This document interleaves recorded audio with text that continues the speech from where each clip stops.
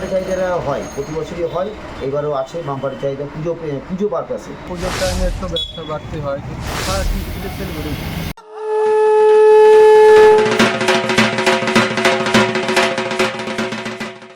পুজো এসে গেল।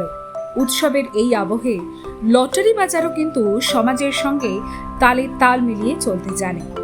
এমতাবস্থায় শহর কলকাতা সহ রাজ্যের বিভিন্ন এলাকায় লটারি বাজারের প্রতিনিধি পৌঁছে গিয়েছিলেন।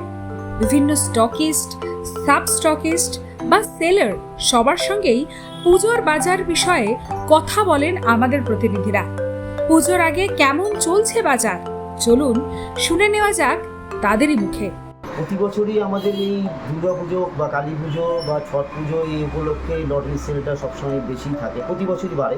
এবছর সেলটা বেড়েছে, বিশেষ করে পুজো এই কালী পুজো, দুর্গা পুজো এগুলোতে বাম্পারি চাহিদা হয়, প্রতি বছরই হয়, এবারও আছে বাম্পারি চাহিদা পুজো পারপাসে। লটারি যারা কাটে না বা লটারি যারা কাটে সবাই চায় যে একটা লটারি যদি একটা প্রাইজ পায় পুজোটা আরও ভালো কাটবে, সে আশাই করে। পুজোর টাইমে একটু ব্যবসা বাড়তি হয়।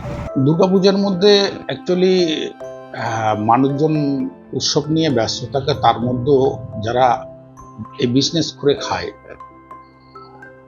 নিচের তলার লোক যারা হচ্ছে আমাদের থেকে সাব স্টকিস্ট মাল নিয়ে যায়, সাব স্টকিস্ট থেকে এজেন্ট মাল নিয়ে যায়, এজেন্ট থেকে সেলার মাল নিয়ে যায়। এবং এই ডিস্ট্রিক্টের মধ্যে যদি আমরা ধরি 20-25 হাজার সেলার আছে, তো 20-25 হাজার সেলাররা যে ডেলি টিকিট বিক্রি করে, উইকলি টিকিট, ওরা ওদের সংসার চালায়। তো সুতরাং হচ্ছে যে আমরা আগে বিজনেস করব, বিজনেসের সময়টুকু বাদ দিয়ে তারপর আমরা পূজা নিয়ে উৎসবে মেতে হবো। শুধু জামা কাপড় বা জুতো গয়না নয়, পুজোর সময় মানুষ লটারির টিকিট কিনতেও দোকানে দোকানে ভিড় করে, তা বলাই বাহুল্য। ব্যুরো রিপোর্ট, লটারি সংবাদ।